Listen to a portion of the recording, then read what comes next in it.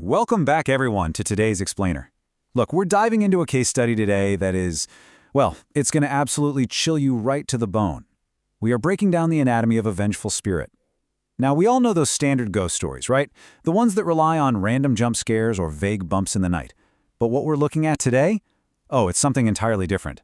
This was a meticulously calculated, highly intelligent, and just shockingly brutal paranormal event. We're going to strip away all the myths and look directly at the cold, hard facts, the timelines, and the horrifying sequence of events that ultimately led to a catastrophic double tragedy. All right, let's just dive right into this. I will never leave you. Wherever you go, I will automatically come with you. Just imagine hearing those exact words whispered right into your ear when you think you're completely alone in your room. No way, right? This wasn't just some spooky movie line. This was a highly targeted, completely premeditated promise whispered to the central figure of our case, a woman named Sarika.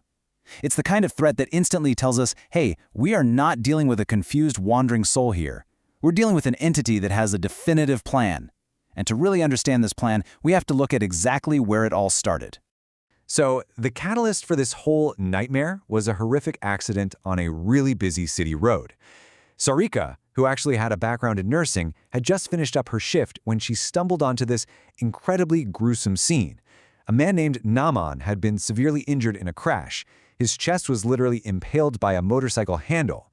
Now, initially, this whole setup perfectly positioned Sarika as this tragic hero, right? She rushed right in, using a piece of cloth to desperately apply pressure to his wound, getting his blood all over her clothes in the process. But despite her frantic efforts, the ambulance was delayed by heavy traffic, and Naaman tragically bled to death right there in front of her. Sarika went home completely shattered, carrying this profound psychological trauma. But, as you'll soon see, she brought home something else entirely. And that brings us to stage 1, documenting the haunting. Okay, so the psychological trauma Sarika experienced from literally watching a man die in her hands, well, it very quickly morphed into something way more sinister. Just look at how these symptoms escalate from grief to what is essentially a full-blown paranormal attachment.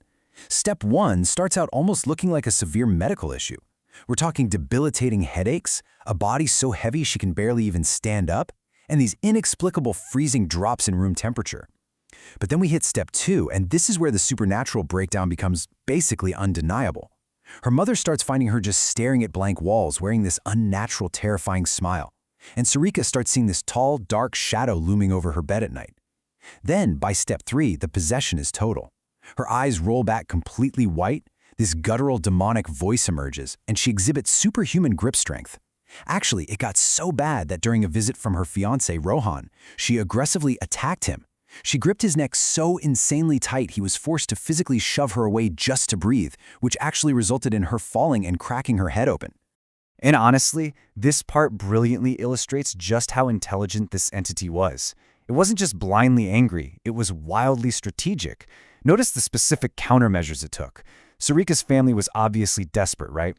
So her brother goes to a priest to get a protective holy thread, a Raksha Sutra. But get this, it inexplicably vanishes from his pocket on the drive home, gone.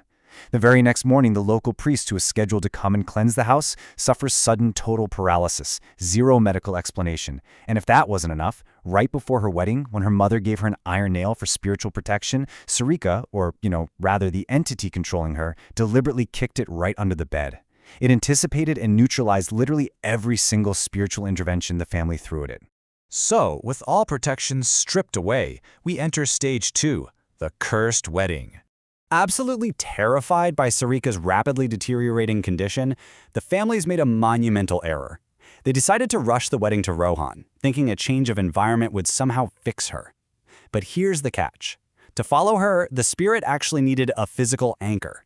So on her wedding day, while locked away in her room, Sarika took out the unwashed, blood-stained kurta she wore on the day of that horrific accident. She cut out the bloody scraps and secretly tied them super tightly into her bridal veil, her langa. She performed this dark, anchoring ritual right under everyone's noses, physically binding Naaman's spirit to her so it could cross the threshold directly into Rohan's home. But wait, this brings us to a massive, narrative-shattering question.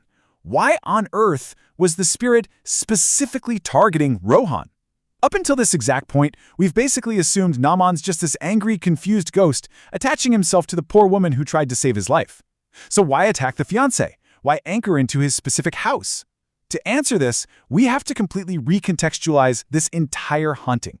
The timeline of deception flips this entire story on its head. Let's look at February 25th, 11 p.m. Rohan, sitting right in his study, makes a phone call ordering a hit on his business partner to steal his company's shares. And that business partner's name?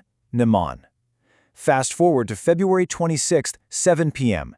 A truck conveniently experiences quote-unquote brake failure and slams into Naman's bike, and then at exactly 7:05 p.m., Sarika arrives. Guys, she wasn't just a random bystander. She knew about the plot all along. She arrived perfectly on time just to play the crying, desperate hero in front of all the witnesses and the cameras. Let's just compare the two realities here. On the one hand, the lie we've all been sold, a tragic accident that traumatized an innocent nurse. On the other hand, the horrifying truth, a highly calculated corporate assassination. Sarika was a knowing accomplice to murder, but here is the massive supernatural twist. As Naman lay dying on that street, literally watching Sarika pretend to try and save him, he realized exactly what was happening. He saw right through her act. He didn't just die and wander off. He chose her body, right then and there, to be his ultimate weapon of vengeance. Which brings us to stage 3, the ultimate revenge. The spirit has now successfully infiltrated the home of his murderers, literally riding inside the body of one of the conspirators. The trap is fully sprung. On their wedding night, Naman finally makes his move. Let's walk through this execution. Step 1. The bedroom door is locked from the inside. Naman, speaking completely through Sarika, corners a terrified Rohan, revealing that he remembers the 25th of February. He remembers the hit. He knows absolutely everything. Step 2. Despite Rohan literally begging for his life, offering to give all the shares back, Naman uses Sarika's body to violently smash Rohan's skull against the wall, dragging his lifeless body and throwing him right out the window. And finally, Step 3. Naman doesn't let Sarika survive this either. He forces her own hand to pick up a knife, slash her own throat, and jump out that exact same window. It was a brutal, perfectly balanced double execution. Which leaves us with this final, chilling thought. Karma rarely waits for the next life. Sometimes it hitches a ride directly on your guilt. Rohan and Sarika really thought they had orchestrated the perfect crime, totally driven by unchecked greed and betrayal. But they unknowingly invited their own horrifying destruction right into their home. So what are the true costs of our darkest secrets? Do they just fade away with time, or do they find a way to latch onto us, just waiting for that perfect moment to balance the scales? Thank you for joining me on this explainer. Keep questioning what's beneath the surface, and I'll catch you next time.